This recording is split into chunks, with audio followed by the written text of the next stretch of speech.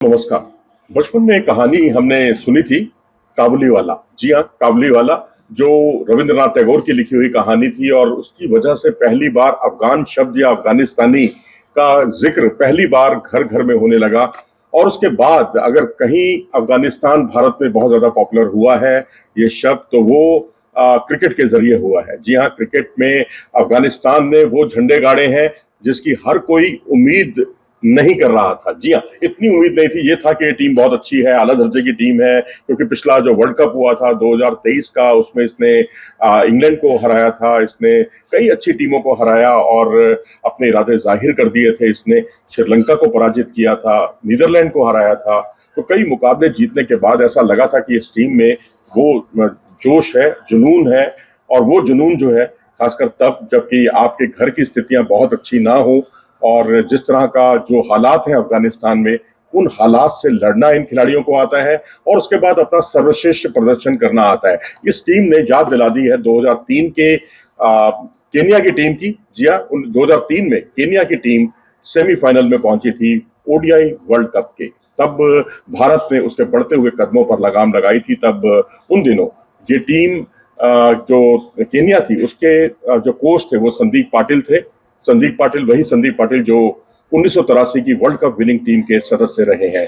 तो उस टीम ने, अगर दोनों टीमों की हम तुलना करें तो 2003 के वर्ल्ड कप से पहले 1996 का जो वर्ल्ड कप था, उसमें ये पहली बार चर्चा का विषय बनी थी। और तब ये टीम पूना में एक मैच खेली थी वेस्ट इंडीज से, और वेस्ट इंडीज को हराकर इस टीम ने सनसनी फैला दी थी। तब ये कहा गया कि ये टीम जो है आगे आने वाले टीम में समय में बहुत बड़ी टीम बनने जा रही है। लेकिन केनिया ने 2003 के ही वर्ल्ड कप में अपनी मौजूदगी का एहसास कराया और एक एक करके उसने कनाडा को हराया, श्रीलंका को हराया, बांग्लादेश को हराया और न्यूजीलैंड से उसे वॉकओवर मिल गया था। और उसके बाद ये टीम जो है जिम्बाब्वे को हराने में कामयाब रही थी सुपर 6 में। तो उसके बाद सेमीफाइनल में उस टीम ने जगह बनाई थी, लेकिन उसके बाद ये टीम अपने आप को मेंटेन नहीं कर पाई और उसके बाद ये हारती चली गई। उस तरह का परफॉर्मेंस इस टीम का नहीं था जो कि अपेक्षित होता है एक सेमीफाइनल में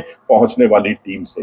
लेकिन वहीं अगर हम बात करें अफगानिस्तान की, तो अफगानिस्तान ने काफी उतार चढ़ाव देखे हैं। और अगर हम देखें तो स्टार्टिंग में, शुरू में ये टीम इनके जो होम ग्राउंड हुआ करता था देहरादून हुआ करता था। देहरादून से पहले लखनऊ हुआ, लखनऊ का इकाना स्टेडियम, और उससे भी पहले ग्रेटर नोएडा का मैदान जहां पर इन्होंने आयरलैंड के खिलाफ सीरीज खेली थी। तो अब इसके बाद पेशावर में भी ये टीम खेली, जहां पीसीबी के अंतर्गत आने वाले टूर्नामेंट्स में इसने भाग लिया। और पाकिस्तान में जो है कायदे आजम ट्रॉफी के एक डिवीजन में भी ये टीम उतरी थी। और इतना ही नहीं, ग्लेमॉर्गन काउंटी हो, इंग्लैंड के अंदर जो अन्य काउंटी हैं, एसेक्स है, लीस्टरशायर है, ग्लेमॉर्गन है, वहां पर भी ये टीम खेली। और धीरे धीरे इस टीम ने एक ऐसा सफर तय किया जिसकी किसी ने कल्पना नहीं की थी कि ये टीम इतनी आगे तक बढ़ेगी और यहाँ ऑस्ट्रेलिया जैसी टीम को धराशायी कर देगी, जो कि पूर्व चैंपियन टीम है। ऑस्ट्रेलिया के खिलाफ भी दोनों ओपनिंग बल्लेबाजों ने सेंचुरी पार्टनरशिप की। अगर आप एक कॉमन फैक्टर देखेंगे तो वो उनकी ओपनिंग चलती है तो ये टीम जीतती है, ओपनिंग नहीं चलती तो हल्की टीमों को हरा देती है। लेकिन बड़ी टीमों को हराने के लिए ओपनिंग का चलना बहुत जरूरी है, और वही हुआ। न्यूजीलैंड को बेशक 75 रन पर आउट किया, बॉलर्स ने अपने काम को बखूबी अंजाम दिया, लेकिन वहां पर भी जो जादरान है और गुरबाज हैं, इन दोनों ने सेंचुरी पार्टनरशिप की, न्यूजीलैंड के खिलाफ भी और ऑस्ट्रेलिया के खिलाफ भी। और दोनों मुकाबले जो है वो विजयी रही ये टीम अफगानिस्तान की। और न्यूजीलैंड की टीम, जैसा कि आप जानते हैं, आईसीसी टूर्नामेंट की बहुत ही अच्छी टीम, बेजोड़ टीम मानी जाती है, लेकिन उसको इसने धराशायी कर दिया। एक समय था जब हम इसके स्पिनर्स को जानते थे कि ये टीम स्पिनर्स की वजह से जानी जाती है, चाहे वो मुजीब हो, चाहे राशिद हो, चाहे नबी हो। और आने वाले समय में जो अब इस वक्त जो मौजूदा दौर चल रहा है, उसमें नूर अहमद, जो कि कलाइयों के फनकार हैं, कलाई से स्पिन बॉलिंग करते हैं, लेफ्ट आर्म चाइनामैन जिन्हें कहा जाता है, तो वो उस तरह के बॉलर हैं। तो 4-4 स्पिनर को लेकर इसने अपना एक अलग रुतबा बनाया। लेकिन अब 2 तेज गेंदबाजों का उभरना और 2 सलामी बल्लेबाजों का उभरना, इन सब ने इस टीम की बल्ले बल्ले कर दी। जैसा कि मैंने बताया कि न्यूजीलैंड और ऑस्ट्रेलिया के खिलाफ दोनों सलामी बल्लेबाजों ने कमाल का प्रदर्शन किया, दोनों ओपनर्स ने। और उसके अलावा ये टीम अगर आप नवीनुल हक को देखें, फजल हक फारूकी को देखें, तो दोनों ने बहुत प्रभावित किया है अपनी तेज गेंदबाजी से। और उमर जई भी कभी कभी अपनी मौजूदगी का एहसास कराते हैं। तो ये मानना होगा कि अफगानिस्तान की टीम ने जो फर्श से अर्श तक का जो सफर तय किया, जिसमें पाकिस्तान का योगदान, भारत का योगदान, इंग्लैंड का योगदान, और जहां जिससे भी इन्हें कुछ सीखने के लिए मिला, उसका इन्होंने भरपूर फायदा उठाया। फिलहाल अब जो जोनाथन ट्रॉट है वो इनके कोच हैं, और एंड्रू पुटिक जो है वो इनके बैटिंग कोच हैं, जो दक्षिण अफ्रीका से ताल्लुक रखते हैं। और ड्वेन ब्रावो जो कि गेंदबाजी में खासकर आखिरी ओवरों के फनकार माने जाते हैं, वो उनके बॉलिंग कंसल्टेंट हैं। और उनके जो बॉलिंग कोच हैं वो उनके अपने हामिद हसन हैं, जो कि अफगानिस्तान से ही ताल्लुक रखते हैं। तो इनकी एक पूरी टीम ने अपने इन खिलाड़ियों को आगे बढ़ाने में बहुत मदद की। लेकिन अब सवाल ये उठता है कि ये टीम क्या इस बार का खिताब जीतने में कामयाब हो पाएगी? क्या इसका जो दौर है, इसका जो सफर है, क्या वो केनिया बनकर तो नहीं रह जाएगी?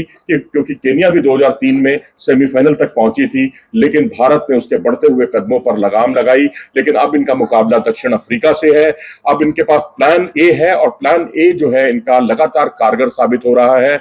लेकिन प्लान बी का इन्हें अवसर तभी मिलेगा जब इनके टॉप ऑर्डर नहीं चलेगा। जिस दिन टॉप ऑर्डर नहीं चलेगा, तो क्या इतनी मुकम्मल टीम है जो मध्यक्रम ओपनर्स की कमी की भरपाई कर पाए? क्योंकि भारत में तो ऐसा होता है कि अगर ओपनर्स नहीं चलते तो बीच के ओवरों में जो मध्यक्रम है वो सारी स्थितियां संभाल लेता है। लेकिन अभी शायद अफगानिस्तान को की यही एक बड़ी कमजोरी है कि मध्यक्रम में उसके पास उस तरह के बल्लेबाज नहीं है जो जादरान या रहमतुल्लाह गुरबाज के ना चलने पर स्थिति को संभाल सकें।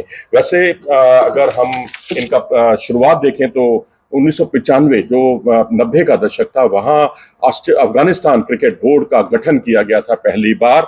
और एफिलेटेड मेंबर जो है आईसीसी के तौर पर, आईसीसी में एफिलेटेड मेंबर के तौर पर ये 2001 में जुड़ा था, और 2003 में एसीसी की इसे सदस्यता मिली, और 2017 में फुल आईसीसी मेंबरशिप और टेस्ट का दर्जा मिला, जहां इसने जिम्बाब्वे के साथ मुकाबले खेले, आयरलैंड के साथ मुकाबले खेले, भारत के साथ भी एक सीरीज इनकी हो चुकी है। और 2015 का वर्ल्ड कप याद कीजिए, जब इस टीम ने स्कॉटलैंड को हराया और पहली बड़ी उपलब्धि हासिल की। लेकिन 2019 में ये टीम एक भी मैच नहीं जीत पाई। लेकिन 2023 में इस टीम ने इंग्लैंड को पराजित किया, श्रीलंका को पराजित किया।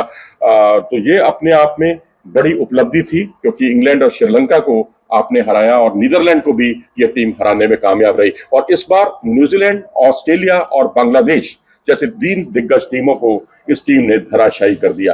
लेकिन वही है, बात घूम फिर कर आती है कि आपके पास प्लान ए है, और प्लान ए चल रहा है, कारगर हो रहा है, इसलिए आप जीत रहे हैं। जिस दिन ओपनर्स नहीं चलेंगे उस दिन क्या होगा? क्या ये टीम धराशायी हो जाएगी? जिस दिन फजल हक फारूकी नहीं चलेंगे उस दिन क्या होगा? तो इन सब के सवालों के जवाब जो है कम से कम हर कोई क्रिकेट प्रेमी जानना चाह रहा है। सेमीफाइनल से पहले जो 27 तारीख को खेले जाने हैं, 27 तारीख को दोनों सेमीफाइनल होने हैं। एक में भारत का मुकाबला होना है इंग्लैंड के साथ, और दूसरे में जो है अफगानिस्तान टीम दक्षिण अफ्रीका के खिलाफ पूरी तरह से तैयार है। तो हम उम्मीद करते हैं, शुभकामनाएं देते हैं अफगानिस्तानी क्रिकेट को, जिन्होंने फर्श से अर्श तक का सफर बखूबी संभाला है। अपनी राय दें इस बारे में कमेंट सेक्शन में जाकर। नमस्कार।